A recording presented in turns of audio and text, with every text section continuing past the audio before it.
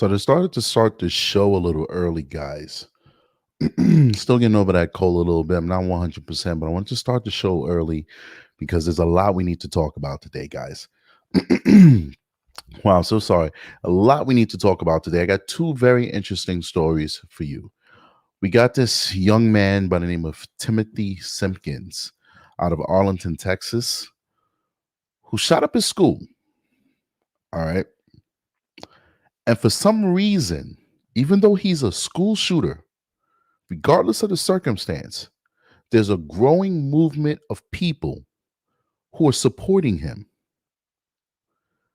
There's a growing movement of people who are trying to change the narrative from the fact that this young man decided that he wanted to bring a gun to school to settle a schoolyard difference, especially with a younger boy. Now, we was all in high school. We were all in grade school. You can get bullied by a younger kid. That's possible. But this kid, Timothy Simpkins, is an 18-year-old man. Why? In the land of America. 18 years old is that of an adult.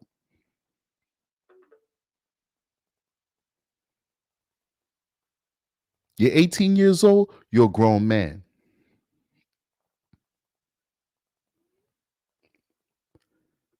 He gets into a fight with a 15-year-old boy. Mind you, keyword boy. He decides to pull out a gun to settle that difference, resulting in 4 people being injured. 3 by gunshot, 2 hit by the gunshot, 1 grazed, and a 4th injured by falling down.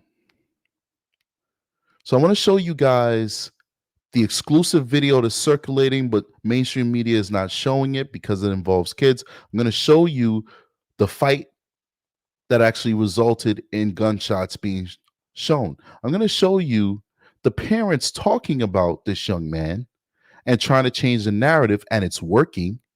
I'm going to show you the fact that he has now been released on $75,000 bond, which I believe is preposterous.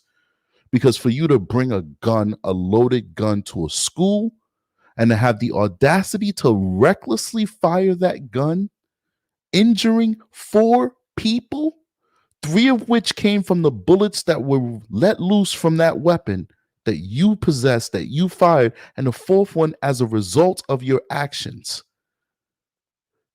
That bond should not have been $75,000. That bond should have been somewhere close to $500,000 because you have demonstrated to us and the rest of society that you are a danger to society. And if any one of us piss you off, maybe you might get a gun. Maybe you might resort to that level of violence that you resorted that day in the school. After we talk about that, I want to move on to another topic. I want to talk to you guys about this officer in Florida who was recently terminated.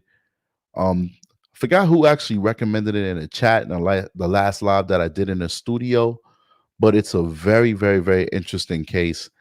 This officer, Rock Contardi, totally violated the rights of a citizen. And we get to watch him literally actually assault. You know, I say actually assault. You guys know what I mean, because we got to be careful how we talk on YouTube. He literally RAPED. All right, let's not get too colorful with our language. He definitely ex-abused a private citizen, touched him in places he should have never touched him, all in an effort to try and find drugs on this man. He was terminated and he's being sued, but I think he should be criminally charged. When I show you guys the video and we do a walkthrough and you see what this man did, guys, you will be surprised. Unbelievable. But let's jump right in it. Say what up to my good people inside of the chat, and then I want to show you guys some interesting videos. Still not 100%, man. I hate coming on and I can't give you guys 100%, but it is what it is, man. If I wait till I'm 100%, it'll probably be 2 weeks till you see a video from me. So we got Aki in the building, Ms. Brown's in the building, Kiki's in the building. We got Mark Becker in the building. Mark Becker, you are on time, buddy. You are not late, kid. Um, Cecilia G is in the building. Agro Vixen's in the building. Appreciate you guys coming through. Butter Pecan 9 is in the building. Matter of Opinions in the building. All right, we got a full house here. All the old goldies in the building. I appreciate you guys coming through, showing that love. I would have started a little earlier, but I really was trying to fix this DJ mixer to try and spice up the channel. Still no go, people. No go, no go. But let me play this news clip for you guys, bring you guys up to speed, and then we're going to jump right into this. Let's do it. Breaking developments, that school shooting, authorities racing to the scene in Arlington, Texas, outside Dallas. This time at Timberview High School, the gunfire ringing out early this morning. One of the victims shot a young English teacher. He is 25 years old. Tonight, he's in the hospital, a 15-year-old in the hospital, too, who had been in critical condition, now recovering in the ICU. Word of an active shooter reaching police just after 9 this morning, armed officers. All right, so we got two critically injured people. We have a 15-year-old that's been critically injured. That means they could have died. This could have easily have been a murder investigation. All right, so this guy skated by the skin of his teeth. And we have a teacher, a 25-year-old teacher who's also in critically condition. So these are two human beings that by the skin of their teeth, they're able to survive. Now, you know what's so funny? When the news records people are hurt and people in critical condition, that means you're close to death. You guys all know that. But I think what we take for granted is that we don't know the state that the person is in, because you could be wounded and that could mean that you're paralyzed from the neck down.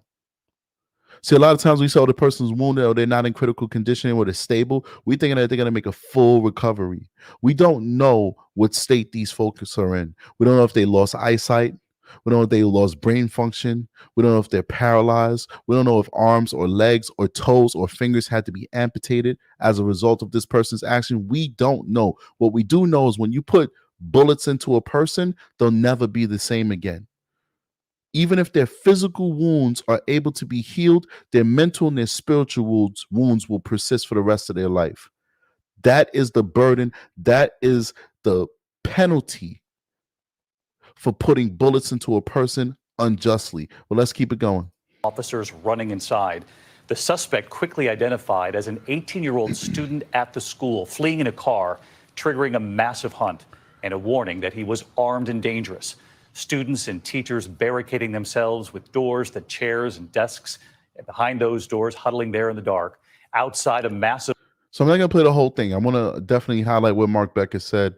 Let me get you over here. Let me get my chat up here so I can start throwing people up there. So Mark Becker said the shooter went to his car, came back with a gun. He wasn't even in the fight. Now, I got to be honest with you guys. I don't know the breakdown on when the fight happened, how it happened. I'm going to show you the video of the fight, and it does not appear that he was a part of that fight. That does not mean that he wasn't fighting earlier. I don't know. But what Mark Becker said is correct. Whether he's fighting earlier and then he went back, got a gun, and came back, the video does not appear to show him in the fight when he starts shooting. Or maybe I'm mistaken. We're going to look at it together and we're going to figure it out. But either way, what that shows is premeditation. Because the time it took for you to go to your car, you could think about the consequences of your actions. The time it took for you to open your car, go into the glove compartment, go into the trunk, go into the seat, wherever you have the gun hidden, that's time that you could think to yourself, this is not right. I shouldn't do this. I don't want to kill people. I'm not a murderer. The fact that he was able to retrieve that gun, then walk back, and guess what? While you're walking back to the school, once again, this is time that you could be thinking to yourself, this is not right. I shouldn't do this. All the way up to the point where you pull the trigger. That's why we have something called premeditation, and that's why the court always thinks about your state of mind. And the Latin term for your state of mind is your mens rea, your state of mind. What was the person's state of mind? To me, this was premeditated.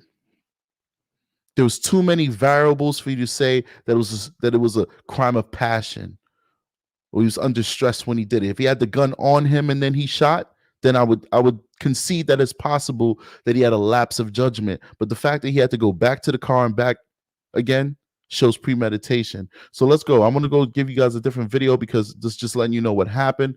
Let's see what the family has to say about this. And I'm going to show you guys the actual fight that resulted in the shooting. And this is very interesting because, you know, To their whole play is that, well, they have all this money, and he's so well dressed and so well taken care of that he was being teased in school. This is like the opposite of what I've ever heard about teasing. Because usually when you're like well dressed, it makes you popular. But they're saying that because he's well dressed and he's well put together and he could get anything he want, that he would get teased. And now because he was teased, it gives him the right to now go to school and kill people's kids. This 18-year-old man, he's an 18-year-old man who's driving his own car. He doesn't need a chaperone. He's no longer a teen driver. He's an adult driver. He knows how to take red lights. He knows how to follow the speed limit, but we're supposed to believe that he's not mature enough to understand as an 18-year-old man that if you go pull a gun and shoot at people, that you're violating one of the most basic tenets of human dignity and law, that you're just going to be a criminal at that point. But let's listen to what they have to say, because it just bewilders me how these family members find a way to support their loved ones through thick and thin. And, and one breath is admirable and the other breath is a little disgusting. It's a little dirty. But let's see. Let's listen. He was scared. He was afraid. There's a video that's all out on social media, and it shows that he was being attacked. It wasn't just one person that would attack him and bully him, taking his money, harassing him due to the fact because he had more things than maybe others. It takes us all. It takes us all to stand together about this bullying. It could have been a situation where he took the other turn and decided to commit suicide. What the decision that he made, taking the gun, we're not justifying that. That was not right. But he was trying to protect himself. And so we hope that the police department does the investigation properly. There are going to be independent investigations that's going to be done as well, so that we. All right, so I'm playing this for you guys, but it's all gibberish to me. It's just bull crap. But Odessa Gayaba made an interesting comment, and I want to address that. He said, right now he's released, but the dude who shot the brother who was talking to his girlfriend and was assaulted also gets charged with murder. All right, so I disagree with you wholeheartedly. And, we got to get the details of these cases. So he's talking about a case that happened in, this is the Northwest, like I think Portland or one of those areas, Oregon, one of those states over there above Cali, right? So in that particular instance, you had a Caucasian guy who went to a bar with his Caucasian girlfriend. I'm only telling you the races so you can understand the different players in this. I don't know where the boyfriend went. It was Oregon. Thank you, Odessa. I don't know where the boyfriend went, but the girlfriend was by herself. The African-American male comes up to her and tries to talk to her. She says, I got a man. It's all good. He's like, all right, no problem. No disrespect. Now this dude, her boyfriend was drinking, and now he feels like Superman. So now he comes back, and the girlfriend, like what a lot of women do, this is why we need the After Dark show, because we need to talk about these things. A lot of women like to tell their man. It even happened to me many, many times in the dating scene. I like to date beautiful women. That's why my kids are so pretty. I like to date beautiful women all throughout my life. I go to, the bathroom. I go do this. I go do that. You come back. It's like, oh, the waiter tried to hit on me, or that guy right there tried to hit on me. Why are you telling me for? Why are you telling me? People are going to hit on you every single day. So why are you telling me to make me feel jealous? You know what I'm saying? But luckily, I wasn't raised to be an ignoramus. Luckily, I'm a man who's secure with myself, so I don't have to go and make a scene to impress the girl. So I'd be like, oh, bro, that's cool. You coming home with me, so hey, it's all good, baby. So what happened in this bar is that she tells her boyfriend, hey, he tried to talk to me. He didn't try to talk to her disrespectfully. He didn't call her out of her name. He stopped as soon as she said she had a man, and he kept it moving. He was just in that bar to have a good time. Well, the boyfriend comes up to him and is like, oh, you tried to talk to my girl, just wants to fight. The guy's like, yo, I don't want no problems, man. It's all good. Just chill. It's all good. The guy says, nah, step outside and fight me like a man. So they stepped outside, and the African-American male beat the bricks off of this white dude. Did he kill him? No. Did he beat him to the point where he was going to die and he should have felt for his safety? No. He gave the man the fair fight that he's asking for, even though the African-American male said, I don't want to fight you. I don't want no problems. I'm just here to have a good time.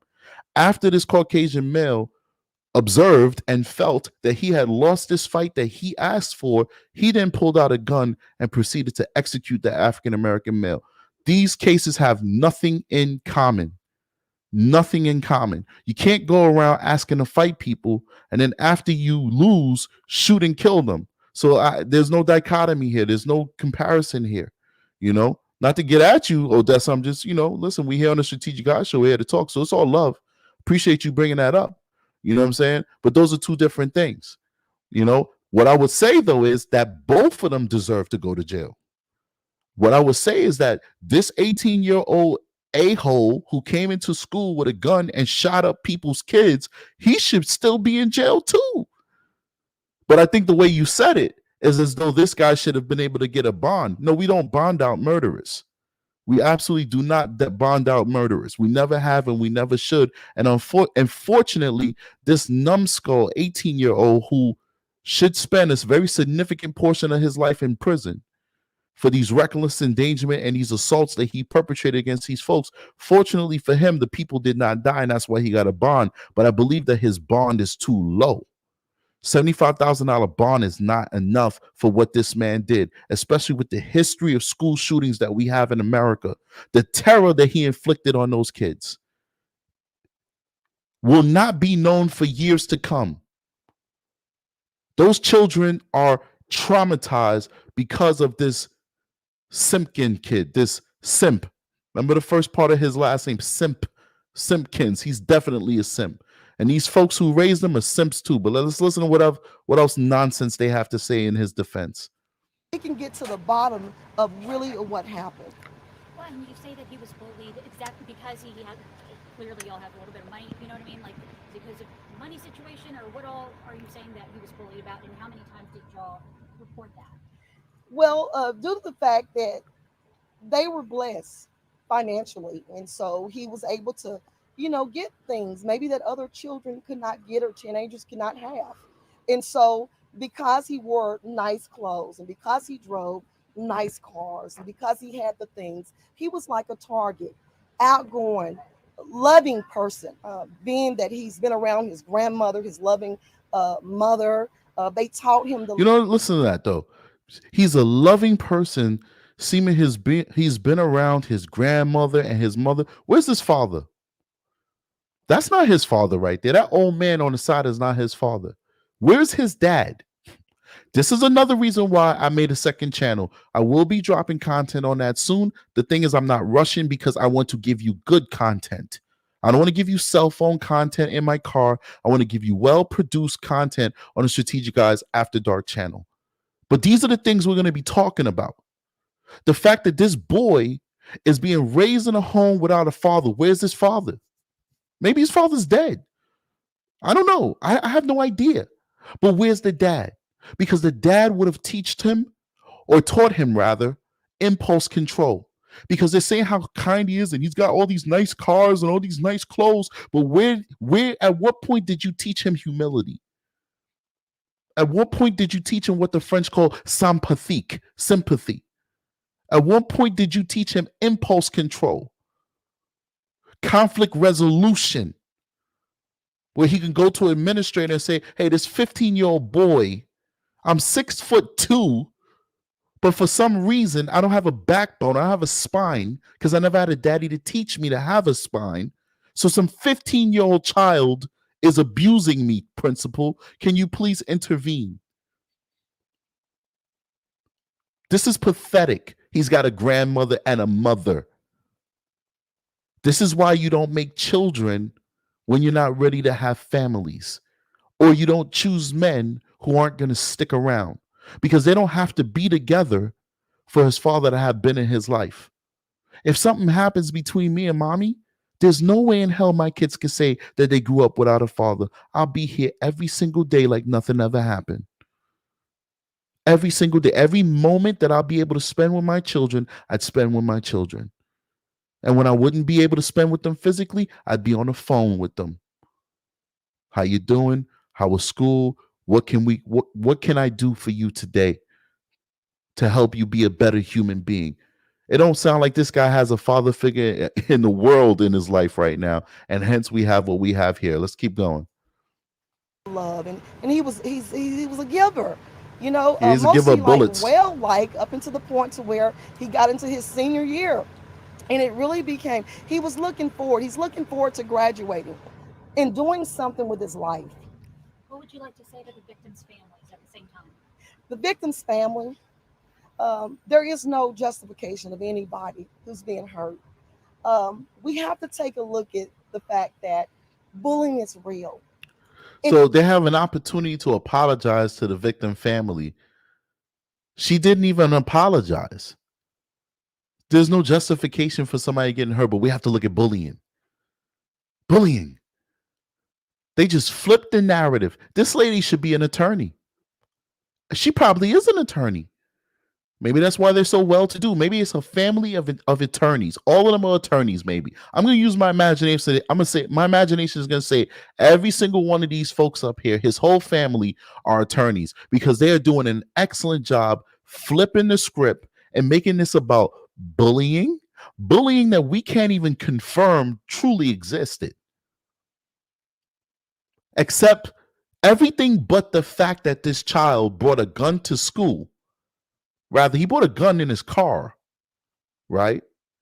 And after he got into a alleged altercation, he then went back to his car, grabbed the gun, went back into the school, and shot the school up and injured a 15-year-old child. Now, I'll tell you what, Matt Opinion says all I know is they need to put metal detectors in schools. F all that. Well, guess what, Matter Opinion? They were doing that. And then Awoki Woke said that it makes the schools look like prison. So we can't put metal detectors in schools, and they taking all the metal detectors that was already there. They taking them out because guess what? Oh, it makes the kids feel like they're in prison. Not understanding the fact that we got a whole bunch of fatherless beasts walking around with no impulse control, no self-control, who are out there victimizing our children. For what? For what? Because these parents failed them. You failed them. You're the failure. And it shows you that they failed him because they can't even be the bigger people and apologize for what happened. They had the opportunity to apologize. And what did they do? They redirect. How can this boy take accountability for his actions if his elders don't teach him to take accountability for his actions? And we can see that they don't take accountability for nothing. Reporter says, ma'am, so what do you have to say to the victims? Well, there's no justification for anybody getting hurt, but we need to talk about bullying. So guess what? Allegedly, the 15-year-old is the bully. So basically they're saying it's his fault. That's it. Let's just call a spade a spade. Auntie or whoever this is, because it ain't grandma and it ain't mommy, because she just said mommy and grandma. Auntie just said that it's the 15-year-old's fault that he got shot because he's bullying her nephew. Let's let this demon seed, this demon creator here, this demon womb, let's let her continue with her statement. And it takes us all. And I do apologize. We ask as a family for forgiveness of any type of hurt. It was never intention for it to go on like this. Yeah, shut up. After she blames the kid, then she says she apologized, and she says that we as a community have to come together to talk about bullying. Get out of here. I'm not convinced. This is trash. So now we're going to see the actual fight. All right, so it's very short. It's not a long video. All right, it's not a long video. And it's hard to make out who's who. Let's see if we can figure this out. We'll have to watch this multiple times. Actually, I'm going to make my screen really big so you can get everything. Let's see.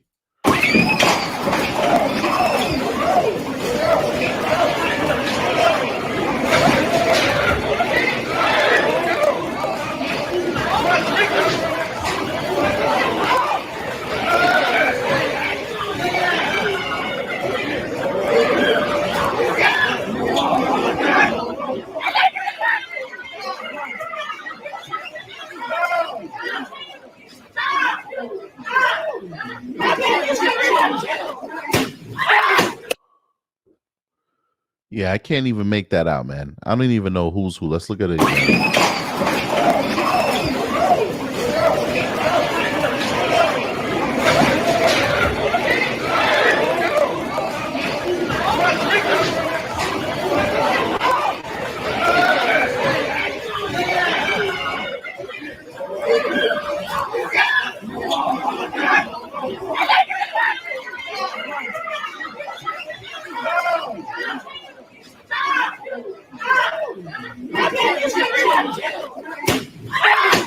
All right, so the kid with the, like Becca says, the kid with the weird hair, you can see him reach toward his waist and pull the gun out. Now, mind you, it doesn't even appear like he's the target right now.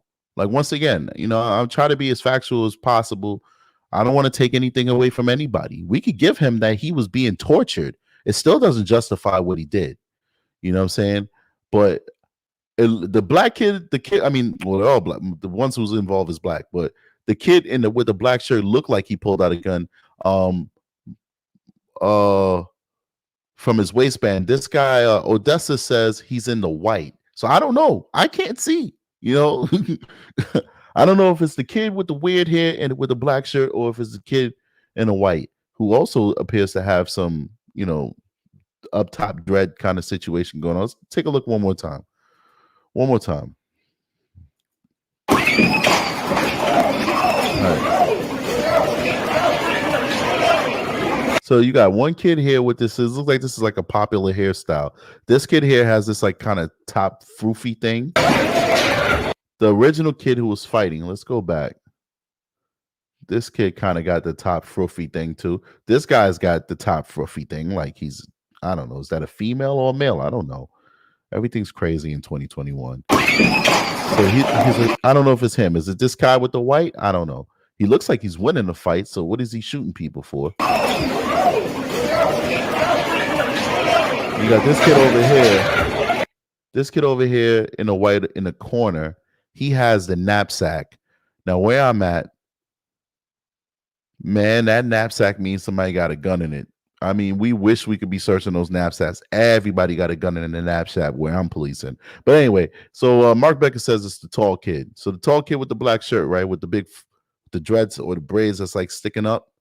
All right, let's take a look at him, because I thought it was him too, because it looked like he reaches for his waistband and pulls out a gun. So Jenny says something right different. Says it's the one in the white with a backpack. So like I said, the one with the backpack, they always keep the guns in the backpack. So I mean, I wish we could take a poll during the live stream, because everybody thinks it's somebody different. We don't know who the hell it is. Put it like this: all these kids need help. All of them need guidance. And like Aki said, where's the school resource officer? I mean, how the hell you got these kids having a massive brawl like that, and there's no officers, there's no teachers there to break this up? Let's see what's going on. I see you in the corner.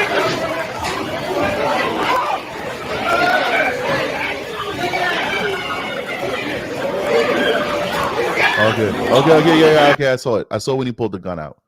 I see it is the kid in the white. You can see where he pulls the gun out. I'm gonna show you right now. Listen, man, when you policing for a long time, you could tell. You in law enforcement, you can tell when somebody has a gun. He starts bouncing. When he pulled that gun out, that boy started bouncing. You can see the confidence. The gun is the ultimate equalizer. When you hold that gun, you feel invincible. Let's see here. I'm gonna show it to you right now. It's hard to see, guys, but you're gonna see him start bouncing. You see him? Yeah, look, he's bouncing. All right, so I'm gonna stop right here. You see him right there? See where my cursor is at? That's him right there.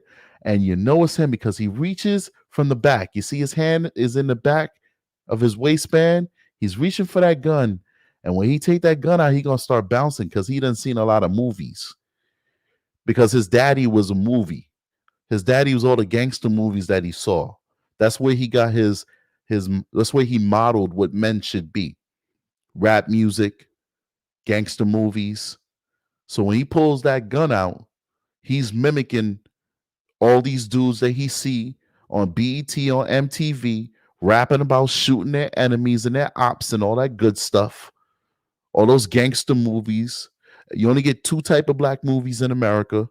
You either get a black movie about professional black people dealing with cheating, and it's a rom-com, a romantic comedy, or you get gangsters.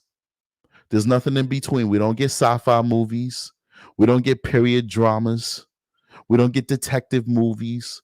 You only get two: black rom-com dramas or black gangster movies. So that's all he's got. And when you listen to music, all you got is black people running around with their pants falling below their pants with skinny jeans, rapping about killing their ops, smoking weed, doing lean. And this is what he's modeling with.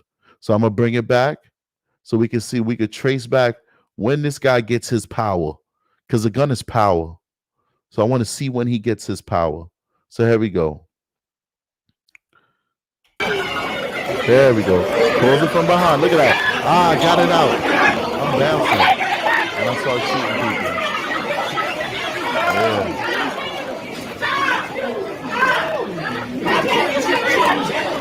Watch it. There you go. There you go. He got his power. He got his power. So that's what we're dealing with, man. Shut up. I don't like this guy. I think this is the good luck. The good luck dude. I'm not a big fan of this guy at all. Good Luck America or whatever. I'm not a big fan of that guy. Of course, he's the only one that got it. Much respect to him. You know, he's got the video and all that good stuff. So we had to use it. It is what it is. So this is what we're working with. So now let's watch this guy get out from prison. Take his perp walk. I'm gonna find it over here and then I'll put it up for you guys. It's really shameful that, you know, one thing that I feel that we're losing in our society is accountability. We're losing accountability. We're not teaching our children to be accountable for their actions. And it's sad. It really is sad. It's very, very sad. It's very, very sad that we can see these parents. We can see these parents come up on a podium and make excuses for their child's actions. I don't know. What's this kid's name? I want to go ahead and Timothy somethings and get you guys the video of him leaving jail. And the reporter's asking some really good questions. And you know, some way, somehow, he's able to stay silent in the face of these questions. Oh, this is good. Let me go ahead and lace you guys up, man. Let's go. This is this numbskull getting released.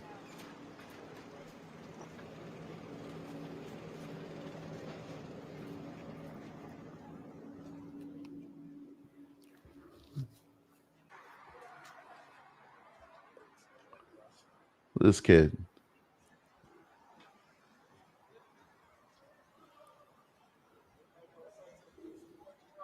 This guy should be in jail, man.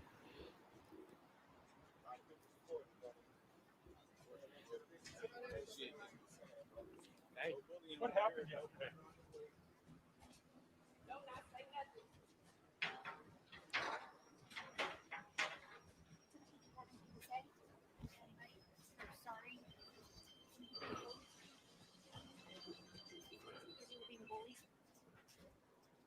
Do you have anything to say to any of the victims that you're sorry your teacher or the teacher? Anything maybe you want to say to them? You want to say anything to your family?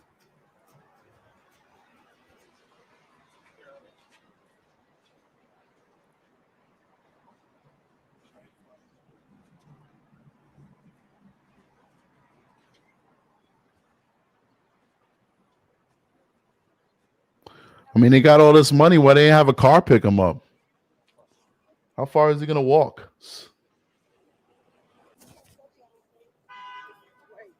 Look at these folks. Look at them surrounding him like he's a victim.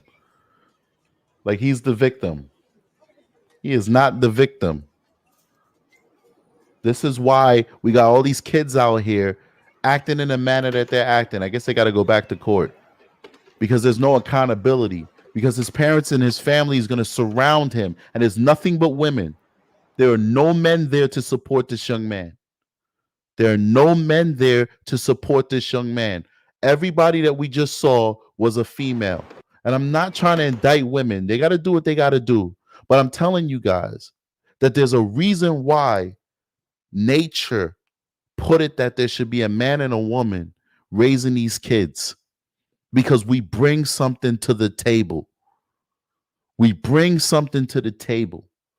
Young men like that boy need guidance, a certain type of guidance that femininity cannot supply. Cannot supply. Now, Max McDonald made a good point. I forgot to make this point. I should have made this point because I'm a law enforcement officer. The reason why I'm so appalled with the $75,000 bail is, if you don't know how bail works in America, you go to a bail bondsman and you just have to put up 10%. So in all actuality, all the family had to put up was $7,500, like Max McDonald graciously did the numbers for us, crunched the numbers for us. $7,500, guys. And if you don't have $7,500, if you have a house, that's enough collateral to pull up. Literally, his family didn't even have to come out 1 cent out of their pocket. $7,500 is the only thing they had to come out. And if they had the cash, they could have put a watch up, whatever. Some bill bondsmen want their $7,500 because that's going to be theirs. Some of them will let you put collateral. Some will trade. Some will do whatever. Shoot, you can sign your car over them. Like, okay, I'll take the car. Literally, the bill bondsmen are they're like vultures, man. That's why a lot of states have gotten rid of them. But all they had to put up was $7,500 to get this kid out after he shot 3 people and a 4th person is hurt because of him. He's going to be charged for that because that person was hurt as a result of his actions. 2 of them critically injured. They just finally got out the ICU. They're still in serious condition. They could still die. They could get blood clots. They get all kinds of stuff. Aki said you put on a credit card. Damn right you could put it on a credit card. This is shameful. $75,000 and surrounded by women. This is an employee. That's not his daddy. He's got a shield on. Look at this. Surrounded by black women. Not a black man in sight. Unbelievable, man. So this is what we're working with, guys. This is what we're working with. So I assume that the reason why they walked that far, I was like, why are they making this kid walk that far? Because if anything, it's dangerous. We don't want him to get hurt. We're not barbarians. We want him to face the true justice of the Constitution, him going to jail. But when you have somebody walking that far, family members of the people who have been assaulted by him could possibly get retaliation, retribution. If one of my kids was a victim of his, I can't say it would not swirl in my brain to want to kill him. Maybe my better judgment would make me not do it. My oath, my training, my dedication to the people and the Constitution and the laws, maybe, but it would cross my mind to want to kill him. And the fact that you have him walking all those blocks, that's a danger to him. But I understand he's not walking to go get in a car, because typically you pull the car to the jail and off you go. I assume that they had a hearing and that he was walking to the courthouse to do whatever hearing he had to do. And then I'm sure when that hearing was over, they'd have a car waiting out front to get him out of there. It's unbelievable. I want to move on and transition. What I'm going to do is I'm going to switch. I'm going to basically chop this up into 2 different shows and then repost them as strategic shorts. Thanks for sticking around with me, guys. This next one is a big one. This next one is a big one. This next one is a big one, ladies and gentlemen. This one is Officer Rock Contardi. This guy is a Cocoa police officer. That's in Florida. This guy he's the worst cop that ever existed in the United States of America. This guy literally sexually assaulted a dude to look for crack. The funny thing about this is that it's so long. So I'm gonna try my best to skip through, but we are gonna have to listen to a lot of stuff because everything that's said is painful. It really, really is. There's one point where the internal affairs investigator that's questioning him said, "We can watch you move his penis from one side of his pants to the other to look for crack underneath it." This is what this man was subjected to. The civilian was subjected to by Officer Rock just to find some measly weed, guys. Weed. And then, I don't think a lot of people picked up on this, but as an officer and a former internal affairs investigator, they found a lot of crack and cocaine inside of this guy's car. One of them was in the back seat, and I'm gonna tell you what I think about that now, because I don't know if we'll be able to find it, because I wrote down sometimes, but I just didn't have time to like break this thing down and just be able to hit you with timestamps and get through this. So you have to bear with me. The back seat one is probably there because he didn't search his car after he put perps in there. And you got to be careful as an officer to search your car after you transport people, because you're not always going to get all the drugs off of them, and they'll take the drugs out off of their body and jam it into the seats, and you own it. Now, if you search your car before you go on patrol and you search your car after you take that perp out of the car, any drugs you find in there, you can now bring back and say, this drugs belongs to this person. They hid it in the car. But there was drugs found in other places of the car in his grabbable reach where perpetrators would not be seated. And what I believe that is that he kept spare drugs around so that he could plant it on people. I believe that this guy is dirty. This guy is probably one of the dirtiest cops in the history of that department. They just don't know it yet. Now, big spoiler, he has been terminated. He's terminated. And the person that he sexually assaulted is suing him and the department, which is good. That dude deserves his justice. But I believe that more should be done. So let's try and dissect this together, guys. And pay close attention, guys. Listen. Listen with your ears. Don't worry about it. I gotta do my job. Okay. Since when have you started grabbing people, invading their privacy? Ain't nobody trying to do that. That's how we do it out here. Well, he was at 13%, so. How's his license? Good? Yeah. Yeah, I don't smell it anymore either, Dan. You got it on him. Yeah, exactly. So we're just gonna have to go in there. You want me to go in? Hey, but honest to God, too, man, that's not 13%. 10. Y'all. All right. When they talk about we got going in, this is like a preview that person, if you read the little sign on the bottom, says skipped to the 2-minute mark to go past this preview. I want you to see a preview because we obviously can't sit here for over an hour and watch the whole thing. All right. But when they say we're going to have to go in there later on in the video, if you watch the whole thing, you'd understand what that means. That means that he needs to go because he did an initial search. He put his hands in the man's pants and finagled, manipulated his penis, but he didn't do it 100% to his satisfaction. So after they searched the car and could not find any drugs in the car, his partner is saying, all right, well, you're gonna have to go in there because this guy is known for doing this. Other people are not doing it. This is a total violation of a person's civil rights. I just want to let you know that you cannot do a strip search of somebody on the street. Strip searches are very, very sensitive things to do to police. That's why a lot of times you'll find drugs inside of the jails that the correction officers would then find, because police officers are not going in cavities unless they absolutely have to, and then there's a procedure to do it. And in most instances, you have to take the person to the hospital. If it's inside of a cavity, a police officer cannot search a cavity. Only a doctor can search a cavity. Even in a jail, only a doctor can search a cavity. No law enforcement officer can search anybody's cavities. Period. A strip search is you're taking a person's clothes off and you're observing their body naked. I've done thousands of strip searches because that's required in a prison every time somebody comes from a visit. So I worked in a prison for many, many years. So I've seen thousands of dudes bucky naked All right, do me a favor, lift up your balls. I take a look underneath the balls, pull back your foreskin if they're not circumcised. I watch them do that to make sure there's no drugs underneath their foreskin.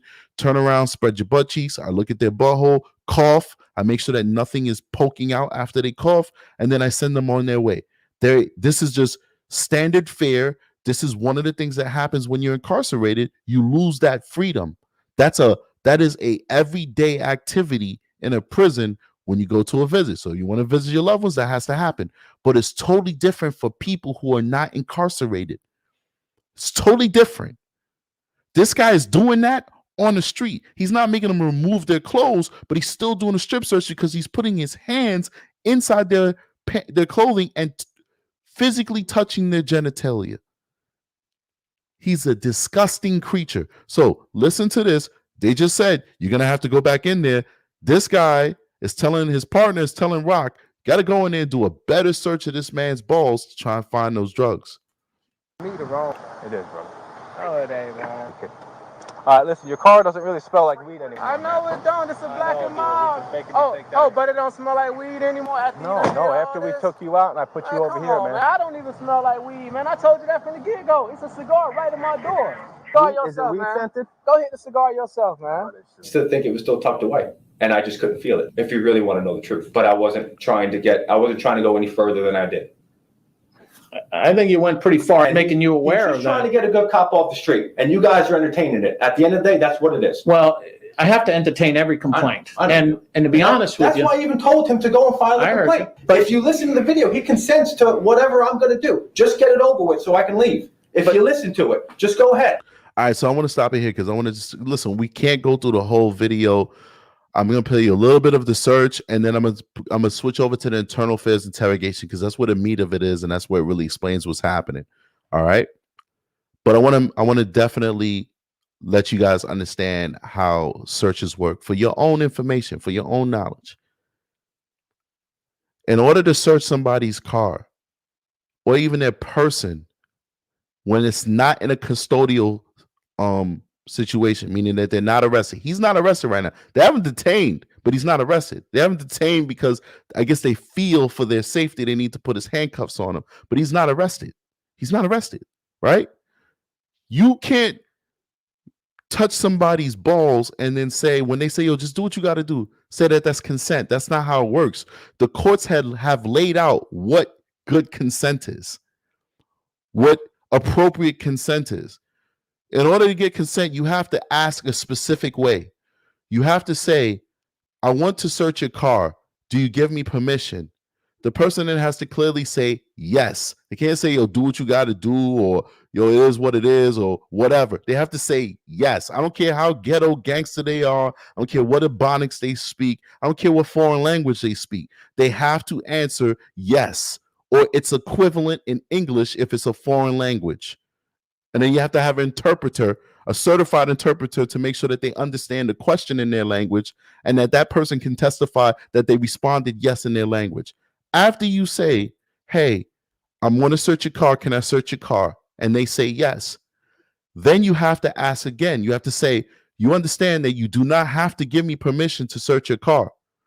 You can say no. Do I still have your permission to search the car? And if they say yes one more time, now they can search your car. Any other search other than that is unconstitutional. Now, there's some departments I've heard, all departments I know about, you got to ask twice.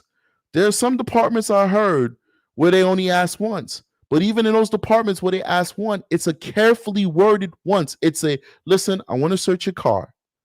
You do not have to allow me to search your car, but I would like to search it. Do I have your permission? It is your right to tell me no. Do I have your permission? And if that person says yes, you could go do it. But most departments make you ask twice. Why? Because it's been enshrined in case law. It's the law of the land. It's been enshrined in case law. People have took police departments to court and they have won. And this is what you have to do for it to be able to stick in a court of law. After you put a person in duress and you feeling on their balls, that is not consent. That's that person trying to get you away from them as soon as possible because you're sexually violating them and you're violating their constitutional rights. You're violating everything. The very tenet of the Constitution you're violating. So they're under duress. You're not giving them a fair chance to actually consent to that search. So let's continue. But that doesn't make it okay. Okay. Even Sergeant Moon said this was going to be nothing. Why would he So say it's that? gonna be- I don't know. You ask him. Okay. Justified for you to conduct that search. If it was more than marijuana. How is that I don't understand how using the blade of my hand. Well, take the blade out. You stuck your hand in his private area. Right, and I search. told you that's where they hide it. That's a violation of your. Okay, so I admit to a violation. I know what happened there because I was there. And you guys can look at the video all day long and say this and say that. I know what truly happened. Was that justified? I feel like it was. And it may not meet the mold of the policy here, but I feel like it was. And I've made arrests and I've found drugs. I found a lot of drugs. I just want to throw this up there real quick. I want to clarify. I definitely want to clarify. I apologize. I'm not saying getting consent to search your pants and your balls. No, I'm talking about like your car. That's it. You cannot give consent to be strip searched or strip frisk on the side of a road. It's not in the policy of any police department to do that. The only way that a police officer can go into your pants is if they can articulate a life and death situation. So for instance, I'm running after you, I'm coming up to you for a lawful reason, and I see you put a gun inside of your pants and tuck it in your underwear. Some people have tighty whities. Do you put a gun in tighty whities, they'll stay there because they're tighty whities. All right, that's different. Now I can put my hands in there and grab that gun because you got a deadly weapon in your pants. Obviously, I'm a hero. It will never fly in federal court, never fly any court. I get a medal for getting the gun out your pants, and I'll also be the laughing stock of the police department, but they'll still respect me because I got a gun from your pants, but they'll still laugh at the fact I had to go in your pants and get it. All right? But we're talking about searching cars. That's what we're talking about. We're not talking about searching a person's body. All right? There are very limited circumstances you can search somebody. For instance, if you're not arresting a person, you can search only areas that you can articulate a weapon is located. So if I come to talk to you, and first of all, and it has to be at a certain level, if I come just to talk to you and do an inquiry, I don't have no right to search you.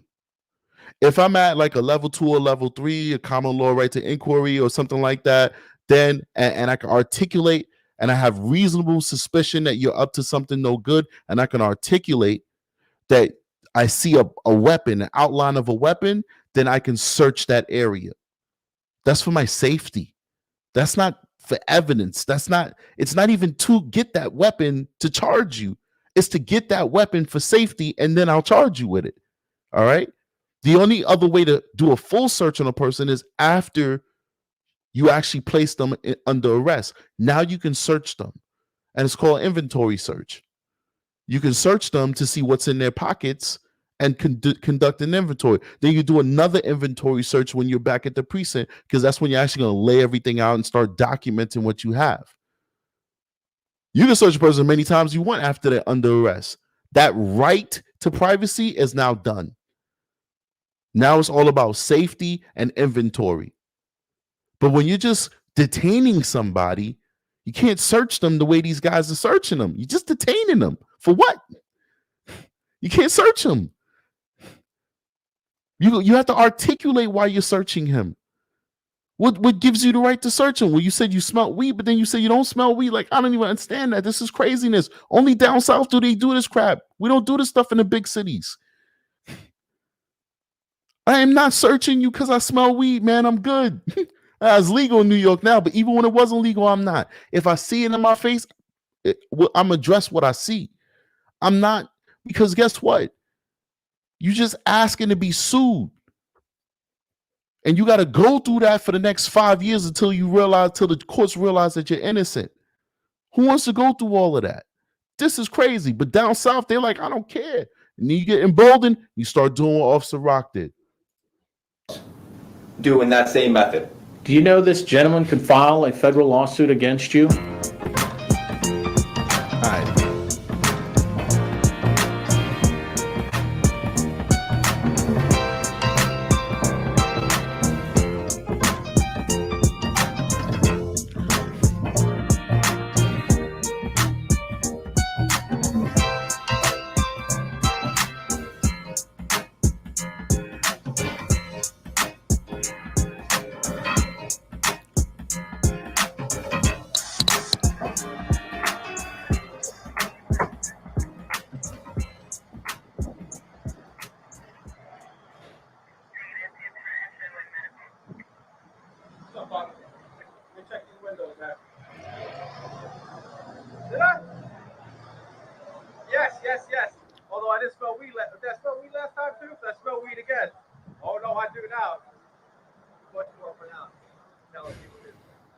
down the back. I'll do the back too. What do you think the back is? You got a test. Give me your test meter. Test it. You got a test meter you can use? Yeah, they're all different shades, guys. All different shades of thin. Not a debate. All right, tell me. You got anything legal on you, man? All right, man. I'm gonna ask you to step out, okay? I'm gonna make sure there's no weed in here. But listen, dude, I appreciate your honesty. That goes a lot farther. All right. If you got anything in here, tell me now before you step out. Let me see. Come on. I got things to do, right? Do me a favor. Yeah. You smell the black mine like you smell weed. Let's see right now. Let's go. Man, go. Look at that. You see that? Keep your hands on the car. Keep your hands on the car. All right. So first of all these officers should be terminated. I mean, terminated or disciplined, because they all know the rules, and they're watching this officer search this man's penis, and they're all in collusion. They're telling him like, yeah, you know, we didn't find no drugs in the car, so you know, you need to jump back in there. So I don't understand. I didn't, you know, listen, I didn't watch the last 15 minutes of this video, so maybe all the officers were terminated. I don't know, but all I know is it's just talking about Officer Rock. But every single one of these officers who are here, who can witness this. So if this officer on the other side of the car did not witness it and had never witnessed it, he's fine. But this officer who's here putting your hand on top of the car and complied to this rape, he should be fired too. He's watching a man. This dude is a bodybuilder. He's watching this bodybuilding big 6'2" dude shove his hands down this civilian's pants. It doesn't matter what this man's record is, because you can't judge people by their past records while you're doing this type of work. You can't say, oh, well, you know, he's stole and he's had drugs in the past, so he's got drugs right now. You can't do that. He's watching this man shove his hands down his pants, and he's telling him comply. That means he should be fired as well. So watch this. Watch him rape this guy. Go ahead. Look at the hand. You hear that? Get off my dick. Keep your hands on the car. Keep your hands on the car.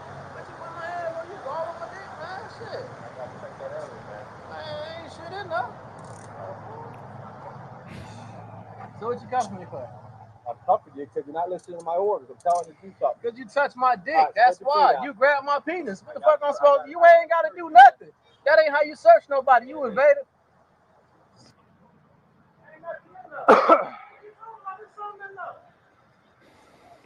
Man, I lost some goddamn mind, man.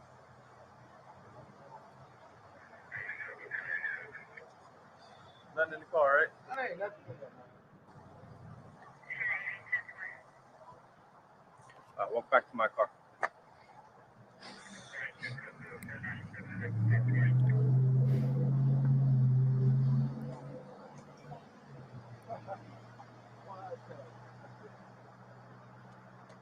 One more time, to your right. What you put me in the car for? I'm not putting you in the car, man. I'm just trying to protect your privacy, okay? Hey, listen, so you can turn this way. From the strip, man. Ain't nothing in there. Got any gloves on you? No, I don't. Are you and kidding listen, me? When you get done, I need an apology too, man. Real talk. He about to strip him. Don't worry about it. Don't worry about it. I gotta do my job. Okay. What is it? Contardi? Okay. I got you. That's crazy. I really want an apology, man, when you get done. You really looking for those gloves, man? Really looking for those gloves? He about to go. What do you got here? Dick diving. All right, here, put that back. Go ahead and do what you got to do with you. Come on, put your glove on. Do what you got to do real quick, man. For real, man. You know what? Take a seat. I'm staying right here. You told me to stand. I'm gonna stand right here. Ain't got time for this, man. That shit's crazy, man. Man, grabbing on my dick and shit for no. That's not consent. That's under duress. And he can't consent to you doing this type of search. That's an illegal search. You can't, somebody can't consent for you to do something illegal when you're a cop. It's stupid. It's asinine. It's backwards. What search is that? If you don't know better, you know better. When did they start that? Huh? Can you tell me that? When did they start that? Bro, I growing up on these streets, bro. It don't matter where you gonna hide your dope. And then here's this dude trying to tell him he got street cred. Yo, I grew up on these streets, bro. You know, it's the first place you gonna hide it. Well, you wrong, bro. I don't care where you grew up. You don't got no street cred. You telling this dude that this is illegal. It doesn't matter what it perps hide it. We can't win it all. It's just the way it is. It's the way the system is made. You can't win it all. You can't catch every bad guy. Because if you were able to catch every bad guy, we would live in a totalitarian society with secret police and people, Gestapos and all that stuff. We've seen what happens when you try and catch every bad guy or every person who does not agree with you. The system is made imperfect for a reason, because it's better to let some people go than to take down innocent people. It's better for 1 or 2 murderers to never get caught. That's right. The worst sin you could commit against your fellow man is better that 1 or 2 murderers get away with murder in our system than we send thousands of innocent people to prison. That's how the system works, man. So this is like asinine to me, man. This is insane. Bro, you gonna hide it right in your ball Since sack. when have y'all started grabbing people's dick? It ain't about grabbing nobody's dick, bro. It's about hiding your shit. It don't matter, but since when have you started grabbing people's dick, invading their Ain't privacy? nobody trying to do that. Man, that's what you did. If you want to go and complain, go complain. And you know what, I gotta say this. I respect this brother. I respect this brother. I've been doing this for a while now. Douglas Young says, I figured Strategic would be at 50K subs by now. I don't know what it is. I don't know what it is. It is what I'm gonna keep on marching forward. I'm gonna keep marching forward. It is what it is. We'll get there when we get there. But I've been doing this for a while. And oftentimes we're dealing with very ignorant and uneducated people whose attitude and composure take away from the fact that they're victims. Here's a man who's a career criminal. That's a fact. Who is composed, who is challenging these officers, who's calling out the fact that they're being unconstitutional and unlawful. He's still complying. He's letting them enact this injustice because he understands that if he fights them, he's going to give them excuse to possibly take his life. This guy's a winner. This guy is a model for everyone in America, regardless of your race, regardless of your stature. I'm so proud of this guy. I'm so proud of him, the way he conducted himself when confronted with clear injustice. That's what he did. That's how we do it out here.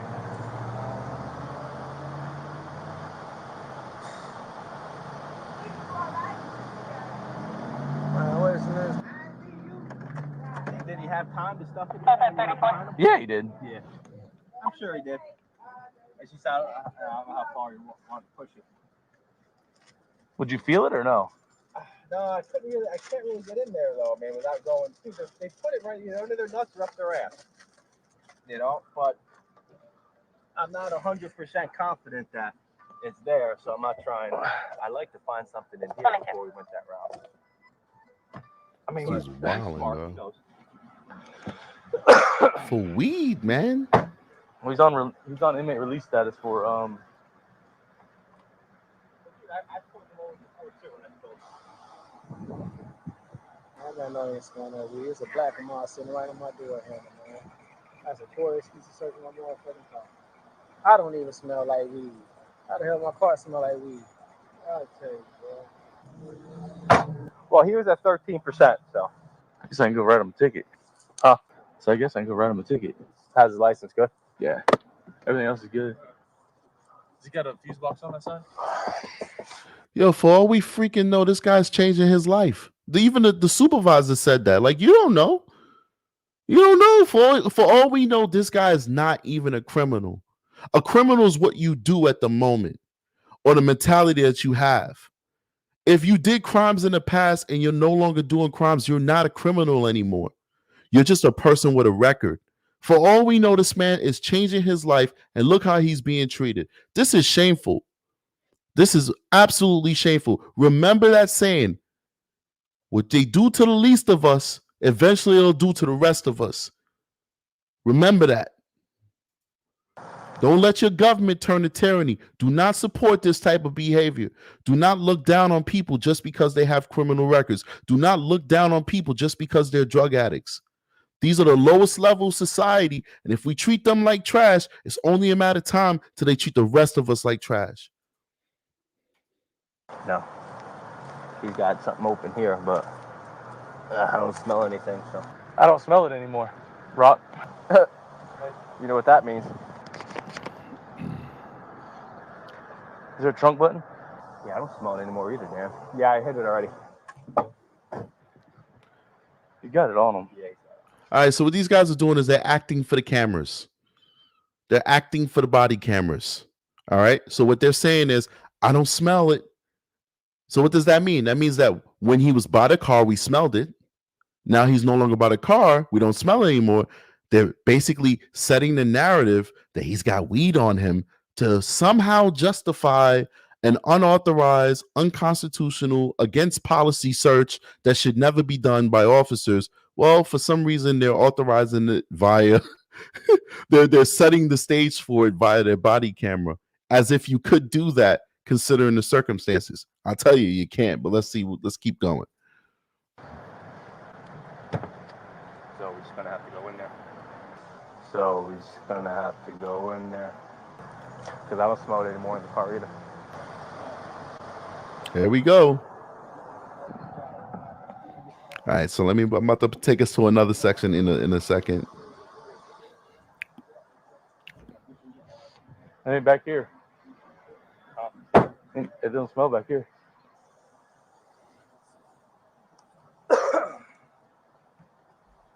You want me to go in? You want me to go in? Go into his booty hole? They literally do search his booty hole, man. Hey, but honest to God, too, man, that's not 13% 10. Y'all need it wrong. Oh, it ain't, man.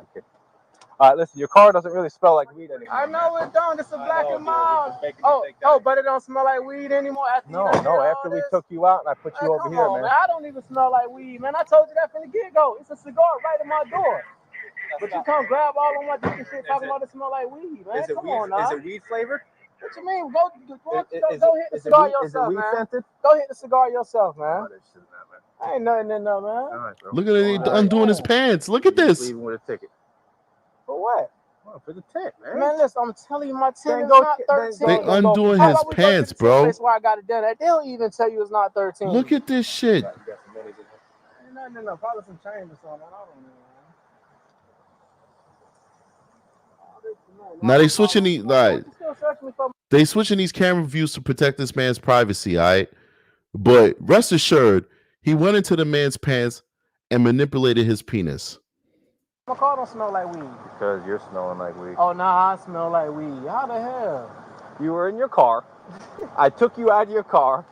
Your car doesn't smell like weed anymore. But I smell like weed. But you smell that like don't make weed. no sense. The man is undid, bro. That's messed up. Hell. What the hell are you doing? Look at this crap, bro. So they allowed to do all this? For But weed? my car don't smell like weed, but he's still searching me? On the side of the road? Look, his pants are open. Doing ain't nothing in there. Why? Look at this. Man, listen, man. See what that's crazy, man. Yeah, exactly. Exactly. Why y'all in my shit, man? What the fuck is wrong with you? There ain't nothing there. Shut your mouth, okay? I gotta search you to make sure. Yo, he opened up his boxes. Exactly. Oh, he's in his boxes. How you like that? Anything in your ass? Ain't nothing in there, man. What the fuck wrong with this man, man? I hope your hands smell like ass. Look at the man's face. Look at his face. That's $1 million. That's right. Hope your hands smell like straight ass. That's $1 million. It's $1 million. Crazy as fuck, man. So, dude, did you just smoke it? Look at me. Man, ain't nobody smoking that, man. I told you. Yo, that black officer's done, man. He should get fired too, bro. He should get fired too. You stood there and watched this man jiggle this man's wiener, and the whole lot of them should be fired, man. The whole lot. Man. Exactly what you smelled in the door. Trying to black him out. Man, I ain't gotta argue with you, man. My car don't smell. First, my car smelled like weed, but now it don't. Yeah, because you're out of it. Come on, Do me a favor. Sit down.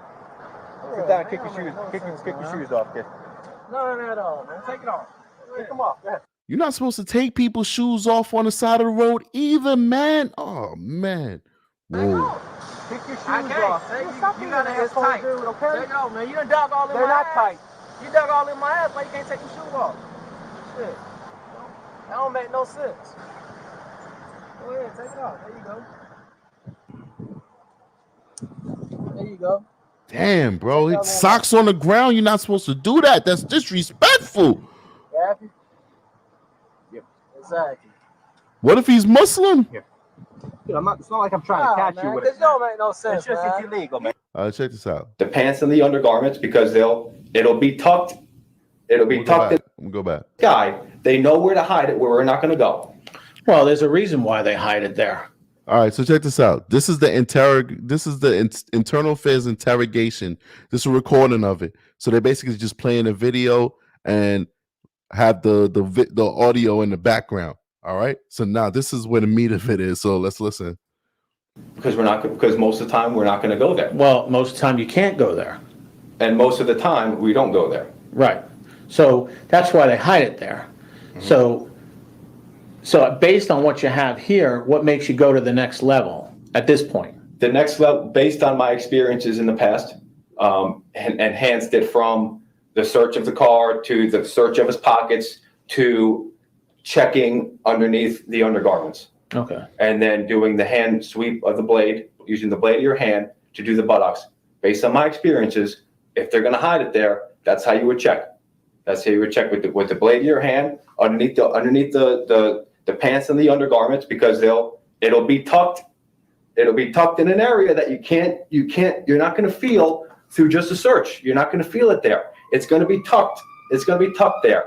And you're going to you kind of got to go a little bit in there, and you got to extend a little bit just to make sure it's not there. I did not grope, fondle, or anything like that. It was. Well, you went in there a little bit further than a little bit. I mean, you can physically see you moving his penis to the side to get to the other side. What? In order to. Did you hear that? Did you hear? Dude, I sat in and I've conducted hundreds of interrogations before leaving the state and working for PD. I'm not internal affairs now. You guys know that. I'm a community cop. I'm a beat cop. Does community stuff. But when I was internal affairs, sex crimes investigator, sex crimes, this still shocks me. This still shocks me. Hearing that internal affairs investigator say that still shocks me. Feel in order to possibly locate something that I believed, based on my experiences, was there, and it wasn't. And that's when I used the blade in my hand to do his rear end, because that's oftentimes where they hide it also. Those two spots are very common. And if you look at my arrest record, you're going to see, when people clench, when they clench their buttocks, they're clenching for a reason. You just don't do that. When they clench it, they may be hiding something. Maybe they clench their ass because the streets are talking and everybody knows that Officer Rock is a rapist cop. Maybe that's why their ass cheeks are being clenched. I've had arrests where things have been hidden there. I've had arrests where things have been hidden, in that private area in front. And that's just based on my experiences as a. He could definitely be charged with sexual assault and abuse of power. He can actually be charged federally. I actually did a case with the U.S. Justice Department, and we charged a guy who sucked on the breast of an inmate with a federal sex abuse, misdemeanor sex abuse charge, and also official misconduct. Hell yeah. So yeah, he could be charged most definitely federally. I'm sure he could be charged state as well. But if the state law, because I don't know the law in Florida, if the state law does not cover this type of conduct from a police officer, the federal law certainly does. And I can tell you it does because I worked with a Southern District U.S. Attorney officer, the world famous U.S. Southern District, sat down, worked dozens and dozens of hours with them on the case that I did, worked with a U.S. Attorney investigator, and we made this case happen, and we got a conviction, and it was the first civil rights sexual misconduct conviction in New York State history in corrections. Yeah, that's me. You can look me up, So it's possible because Strategic Eyes did it with the federal government. So they could certainly apply that same exact law that they applied that same exact law, same charges down to the T that they applied in my case, they could apply that in this case against this officer. The street level cop in the city of Cocoa in my beat, which is Zone 1, which is heavily influenced with narcotics possessions and dealings. Did you stick your finger in his rectum when you were searching? No, sir. Okay. Yes, Al. Have you ever had contact with Mr. Marvin Yes, prior to that incident? Yes, I have. What was that incident? Traffic stop. Did you issue him a ticket? No. Okay. So it was just a traffic stop? It was a traffic stop on Pineda Street. I would say maybe a month or two prior to this. When you watch my video, we reference it because he says, I remember you. And it took me a minute. And then I remembered him. I pulled him over. I believe it was a tag light. Approached the car, smelled the weed. No, officer. I asked him, do you have anything illegal inside the vehicle? Same MO. No. He didn't give me as much of a problem as he did this time. Even though I still got him out of the car, I patted him down. I searched the exterior part of his pockets, and I wasn't, based on that because of the friendliness, I gave him a verbal warning. So did you go to that extent that time as you did on this one? No. All right. So basically they go on and talk about the fact that he's actually, for weed, throwing weed away for other people. Like, and this guy as the interrogation goes on, he has a penchant for not turning in evidence and just throwing stuff away.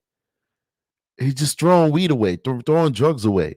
So they use that against him. Even that's a violation of policy, and he could be terminated just for that. You want to get as much evidence as possible when you're doing these interrogation hearings. So you just let him dig his hole. So you're like, all right, well, if you threw evidence away for these other cases because you wanted to give these folks a break, well, why didn't you do it this time? So this guy's a bad cop all the way around. Like, the way he does business is not professional. Like, even if he never did whatever he did to this guy, well, not whatever he did, what we observed him do, even if he never did that, he never fingered the guy's butthole, he never fondled his genitals and all that stuff, he's still a bad cop. He does not do his documentation, and he does not handle evidence correctly. He just throws drugs away whenever he feels like it. It's like, dude, what are you doing here? Are you looking for the drugs or not? I don't know. On this one, he wasn't even arrested. Right. That's where our parsley starts. Searching. What do you talk? Do you mean strip search? I'm talking about any search. You're saying you're able to, or you feel you're justified in searching anyone if you think you have enough to do it, whether it be you smell it, their attitude, or their past history. I don't feel like that was a full-blown search. Well, what's missing? I got news for you. I think it was still tucked. I still think it was still tucked away, and I just couldn't feel it. If you really want to know the truth, but I wasn't trying to go any further than I did. I think you went pretty far. I think if there was anything in there, especially the amount you're smelling. No, I didn't. The video. So Mark Becker answers a good question. He says, he asked a good question. He said, why didn't the officer have his union lawyer stop him from talking? His union lawyer can't stop him from talking, because if he doesn't talk, then it's insubordination and he gets fired immediately. That's for most departments. That sets police apart from from other types of law enforcement. It's a higher bar. So if you just say, well, I don't want to talk, then they're going to say, okay, well, you're being insubordinate because we're giving you a direct order to answer these questions. You're not answering them. So we're going to terminate you based on insubordination. So because of that, basically the union rep is there to make sure that his rights aren't being violated, in that the interrogators aren't calling him outside his name, cursing at him, threatening him, or something to that effect. He has a duty to answer those questions, because police in America is a paramilitary organization. They're giving him an order to sit at this tribunal to answer these questions. If he doesn't want to answer them, then that's the charge of insubordination, and you get terminated for that. So his best bet is to try and spin the narrative as best he can to fit, his story, and kind of soften the landing and lessen the pain. So that's why his union rep is there. Absolutely. But I think at the same time, he may not be, because you remember, Florida is like one of those right to work states. They may have done away with their union representation, But if there was a union there, they wouldn't be able to stop what's happening here. They absolutely wouldn't be able to. And I'm going to give you a little secret because I worked with unions for many, many years. They want the bad apples back out just as much as everyone. They have a duty to support the person. But 95% of the resignations that I got when I worked internal affairs was the union seeing the evidence that I had against the officer and like going to the officer, like, go, listen, they got you dead to rights, man. Just resign. Just leave, because they're going to fire you. So you should just leave. 95% of my terminations was the union working with me to get the person out. But a lot of people don't notice that, because the unions will usually be on TV defending you, but that's their job. That's what they're supposed to do. But behind the scenes, they want that bad apple out of the police force or the corrections force or whatever law enforcement agency that you work for. They want you out just as much as everybody else, because what you're doing is you bring a negative light to the outfit. You're making everybody else look bad. So they want to get you out of here. Yeah, you can look at the video all day long. I know what happened. I know what happened there because I was there. And you guys can look at the video all day long and say this and say that. I know what truly happened. Was that justified? I feel like it was. And it may not meet the mold of the policy here, but I feel like it was. And I've made arrests and I've found drugs. I found a lot of drugs doing that same method. Do you know this gentleman could file a federal lawsuit against you for unlawful search and seizure? Are you aware of that? I mean, you could sue anybody for anything these days. So, well, man, if he feels like he really needs to, well, I don't know. Which, according to you, he hasn't done anything, and a lot of people are all talk, right? I get it. I'm just making you aware of that. Trying to get a good cop off the street, and you guys are entertaining it. At the end of the day, that's what it is. Well, I have to entertain every complaint, and to be honest with you, that's why I even told him to go and file a complaint. Right. That's why Bias told him, if you have a complaint, go file it. But if you listen to the video, first of all, he's very combative. I would have definitely told him he needs to pipe it down. If I was doing the interrogation, I would tell him that he needs to maintain his professionalism and he needs to answer my questions yes or no, or expand only when he's told to expand. I definitely controlled my interrogations, didn't do it like how this guy's doing it. But I can't fault this investigator because the investigator is getting good information from him. He thinks that he's softening the landing, but he's making it worse for himself. That being said, who said a good comment? Jenny says that he speaks very fast. She thinks he's on something. I actually said that when I was listening to his video on my own. This guy sounds like he's he's on roids. He's roid raging. He definitely sounds like he's on some type of stimulant. I don't even think it's like crack or cocaine or whatever. He might be. Maybe that's why he goes so hard, because he probably takes a cut of it for himself. A lot of addict cops do that. They'll be robbing people for drugs. You know what I'm saying? They can't exactly go buy it themselves because people will know that they're cops, so that they usually take the drugs from the addicts. But I think he's a roid rager. He's a big bodybuilder. Like, he's a professional bodybuilder. I've seen some of his pictures. He's a beast. He's not a hobbyist bodybuilder. He's like a professional bodybuilder. Pretty sure this guy's juicing, and that's why he's so high strung. he consents to whatever I'm going to do. Just get it over with so I can leave. If you listen to it, just go ahead. But that doesn't make it okay.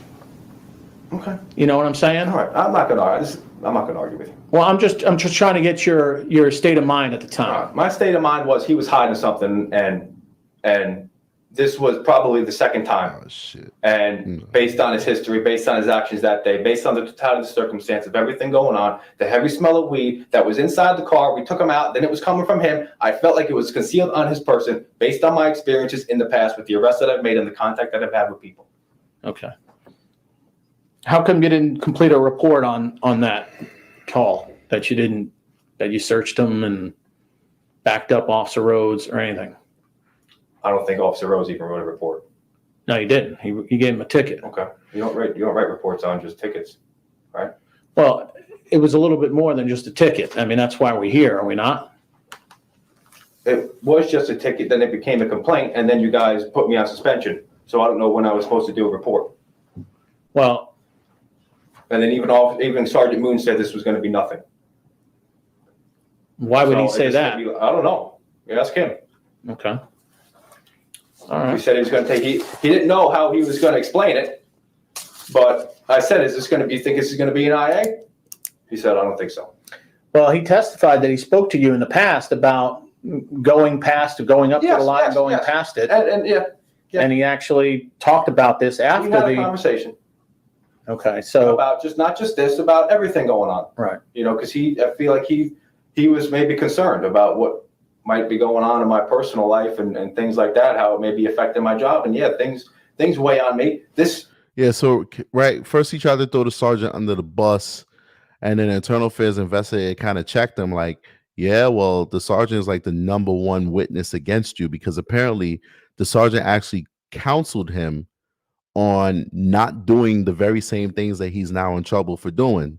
And now he's trying to pivot and say, oh, you know, he also spoke to me about my personal life and some of the stresses that I have outside of the job, and you know, it's weighing on me. So now he's going for the mental health aspect. Let's see what's going on. Really had nothing to do with this was Rock, the police officer, trying to get drugs off the streets and trying to clean up the streets. That's what this was. I get that, and that's what we should do. But there's rules and regulations and policies and laws that we have to follow to get there. I agree. And unfortunately, the bad guy doesn't have to follow those policies. So I agree. That's why they put him in the places where they know you can't or shouldn't go. So I mean, that's the struggles we have every day. Let's move. So after you were suspended, they took your vehicle, your patrol vehicle, and Lieutenant Delator did a search of your vehicle to inventory. And in the car, you saw the photos. There was do it by each one. So they found all types of like drugs and stuff like that. They found drugs in the car and all that good stuff.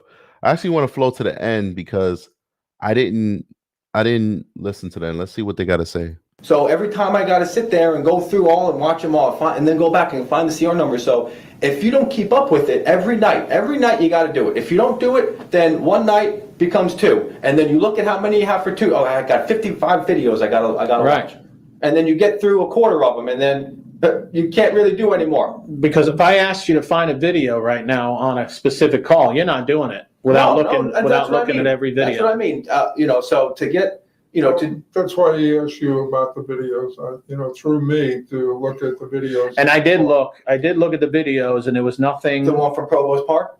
No, I didn't see that one. But he asked me to look a day before, the day of, and the day after. Yeah, honestly, I don't think, because, let's see, that was, you talking about the stop. When was the stop? When was that? The marijuana? With the marijuana? Yeah, when was that? That was because I feel like I got those March 12th. Those 3 bags of cocaine. Oh no, you're talking about the kid. March 12th. You're talking about the marijuana. Yeah, the one with the white kid. Well, whatever. But I think I got those bags of cocaine that week on Provost Park, and I didn't drop the property, so. To write the report. This is February 13th. Okay, it's February. And it was a missing report that I didn't do. Right. Actually, when you were on suspension, Sergeant Moon came. I got the email before you guys cut off my email. I got the email, and I called Penny and I said, "Listen, I'm out right now, but I know that report's going to be missing. And it's something I got to do. It's a found property report." Right. And it wouldn't have been a problem until I couldn't find the found property. Right. I mean. Okay. I mean, I get your answer. So like what I skipped is that basically it's cocaine they're talking about. Like he said that I skipped over it. He said that first of all, Lady Justice in the building. Well, Lady Justice, appreciate you coming through, showing that love. So he basically said they found like a bag of cocaine inside of his car, and there on the body camera there's like 4 bags of cocaine. But they only found 1 bag in his car, and none of the cocaine was vouchered. None of it was put in for evidence. So now they have 1 bag that they found, but there's 3 others that's like non-existent. It's not there. So obviously he's probably using it, or he's planting it on people. He's using it to plant it on people. And that's what they're talking about right now. He's making his excuse that he forgot to drop the property, and he also forgot to file a report on it. on why you're not doing the paperwork and dropping the evidence. No, but- there's no justification. Right. I got to do the paperwork. I got to drop the evidence. That's the bottom line. Okay. That's the bottom line. All right. You have anything you want to add? Do you understand at this point in time, after reviewing all of this today,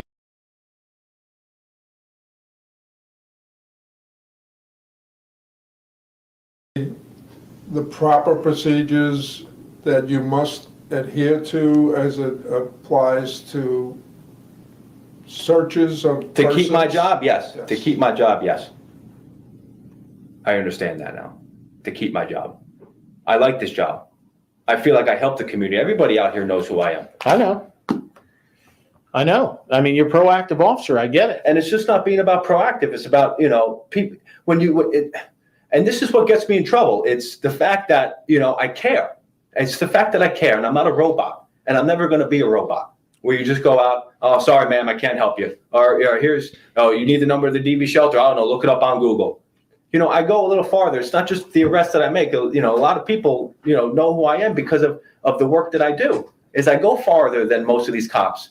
I care a little bit more. And Commander, that gets me in trouble too. Is because I care. Well, I could see that, but as long as you can do that, you can be that guy and be that helpful, and also stay within the boundary and be proactive and get the drugs and get the guns off the I street. agree with you, and I have to do a better job of evaluating the situation and ask myself, is it worth it? Right, you might not get them today. Is it worth it going and getting a little marijuana that guy might be hiding from me? But it wasn't about the marijuana; it's the fact that he was lying to me, and I knew he wasn't. This was the second time he was, and I didn't want him That's getting away what they again, but do. that's what they can do. Lie to us. And That's their Commander, job. that's Our hard. job. And it's hard for me working in this city for This as long dude's as I have. talking. I'm not just. I'm not over here. He's trying to overtalk them. It's a classic, the classic tool of somebody who's being deceptive, to overtalk and to dominate the conversation. So he's talking to the commander. This is a small police force. It doesn't have its own internal affairs section and all that good stuff. You know what I'm saying? So the supervisors are the ones who do the internal affairs investigation, like the commander and the commissioner and the chief, right? He's over talking his commander. The commander's throwing him bones, and he's not even letting the commander finish his conversation. A cop, I've been working zone 1 and zone 2. I don't want to work anywhere else. I don't want to go and hide in zone 3. No, I Or get it. go to Walmart and make the theft arrests and sit there all day like some of the guys do. I'm in the thick of things. I'm driving around Peachtree Street, Prospect Ave, Fern Ave, Fisk Boulevard. That's my loop, and I do that probably 100 times a shift. And the people that I deal with, they're not going to be the upstanding citizens that most of these cops deal with. I'm not going to go and hide. I'm not going to be lazy. I'm going to go in and do my job and think and do what I feel like I need to do. So right now he's trying to sell himself to keep his job. He's trying to make himself valuable. He's trying to let them know, hey, listen, I'm the best cop you got. You can't let me go. Anything but termination, please. As a good cop here, and make a difference. And it's probably going to jam me up if I don't do everything by the book.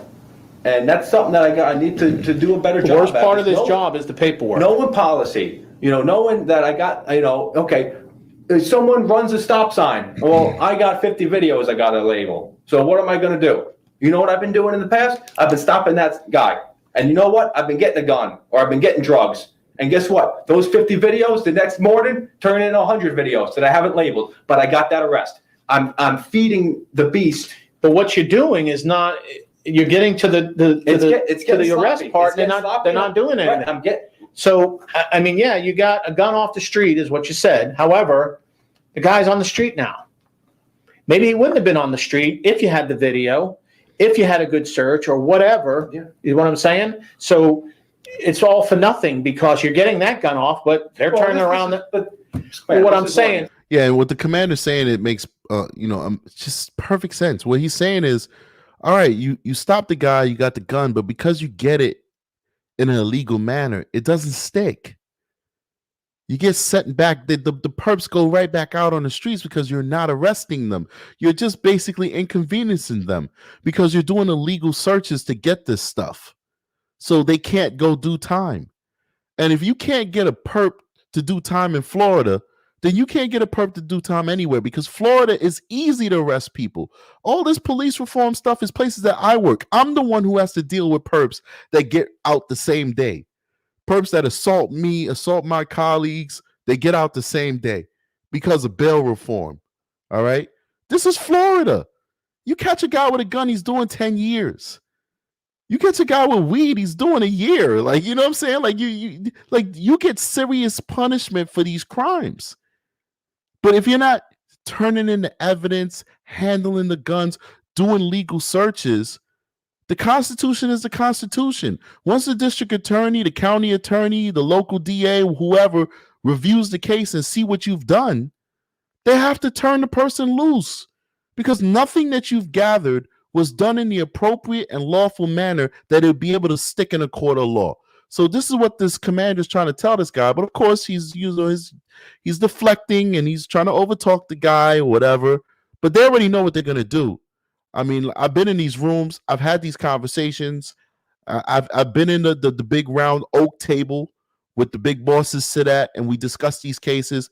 They already knew they was going to fire him before he even came into the room. This is a formality.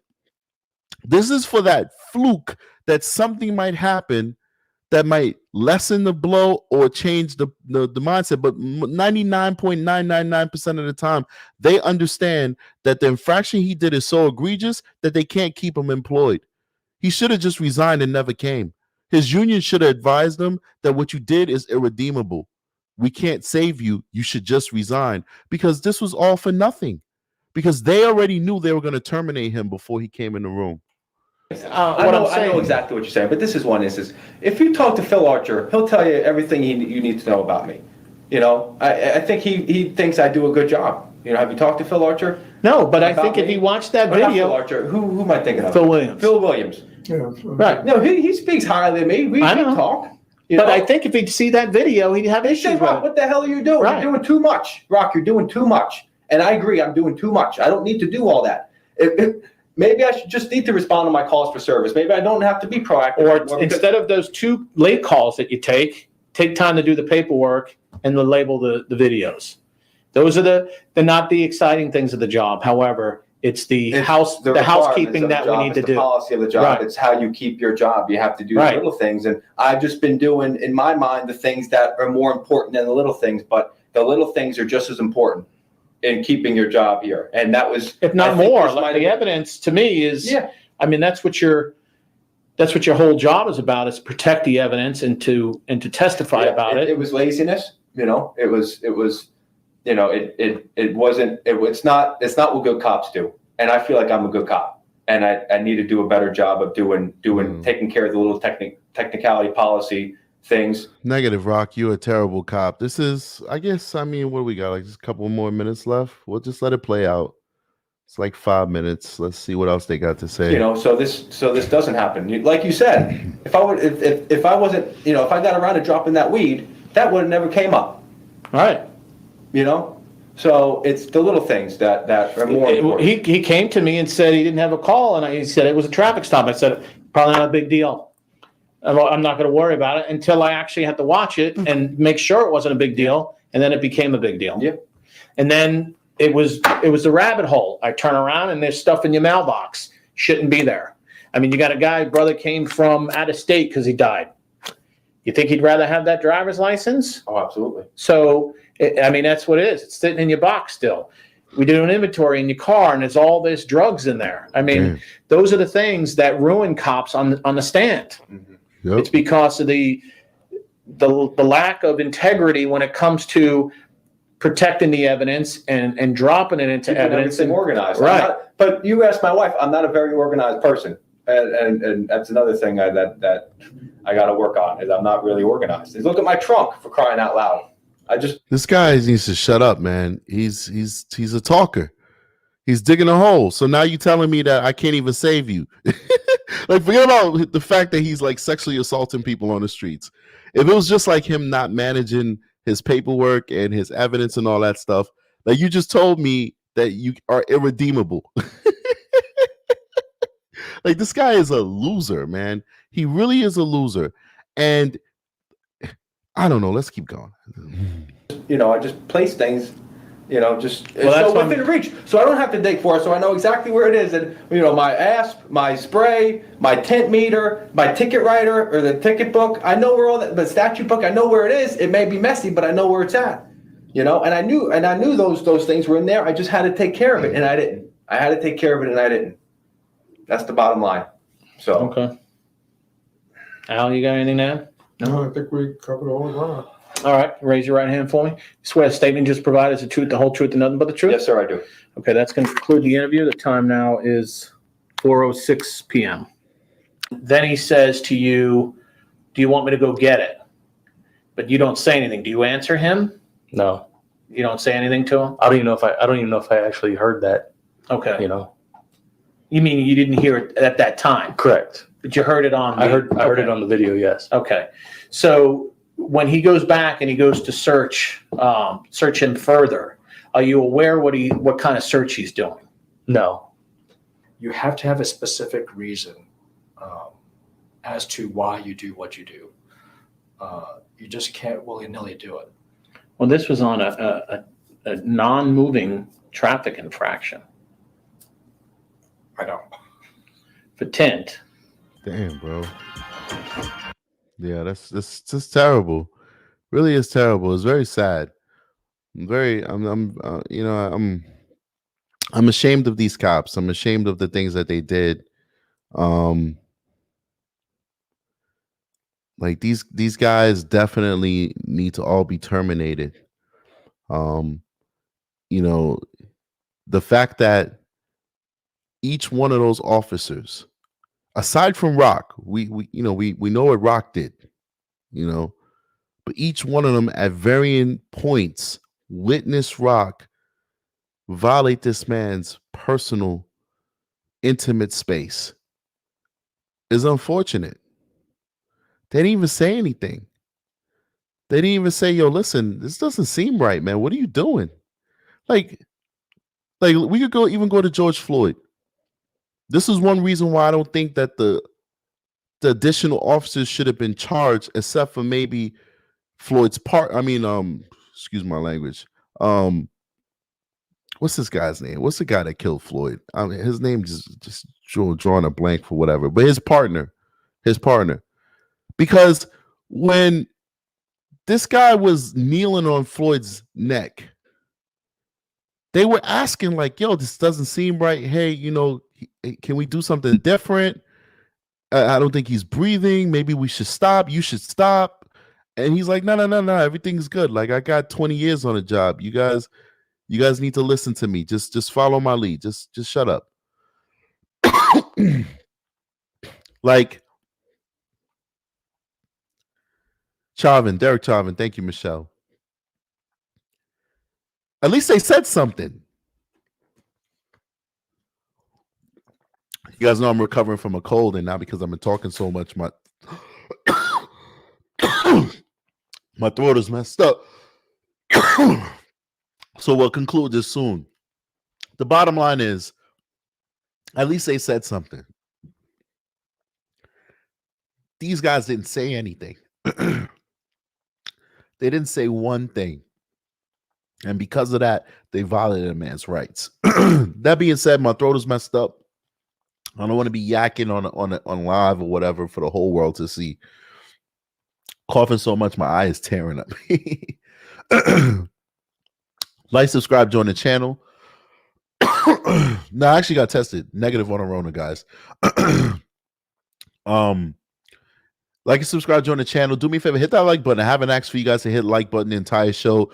I know my moderators were asking, but for some reason, people forget to hit the like unless the host actually asks. So you, as a host, like every 15 minutes, you're supposed to say, hey, can you please hit the like button? Please hit the like button. Well, if you're in the room and you haven't hit the like button, please hit the like button. It's been a long show. We're almost 2 hours. What else I want to do? Go over to the other channel. Aki's been posting the link to the other channel. Subscribe to that channel. We need to get to 1,000 subscribers, obviously, to make the channel worth it so we can monetize it. I will be dumping some content, but I want good content there. So be patient. Be patient. Come on. Give you guys some good content, good compelling topics, relationship stuff, life stuff, family stuff. The whole nine. Kiki says tea with honey. Absolutely. I'm going to get on top of that. So join the other channel, like, subscribe. Of course, support the channel. Thank you for all the members who are in the room. All the paid members. I appreciate you guys immensely. I would have shout you out, but I can barely talk now. So I'm out of here, guys. Strategic is out of here. Hold on. I got you, Grim. If Aki's not in, I said Grim. Mike. If Aki's not in the room right now, let me get that link and repost it before I go. That sucks. Throat is all messed up. I can't even find the link that she posted. She did post it though. That's a fact. She absolutely posted it.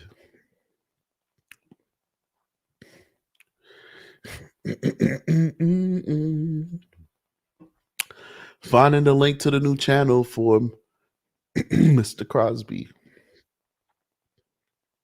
Can't find it, sorry. But yeah, absolutely go to the channel, you'll find it. It's the Strategic Eyes Show After Dark. Strategic Eyes Show After Dark. Peace. You gotta go.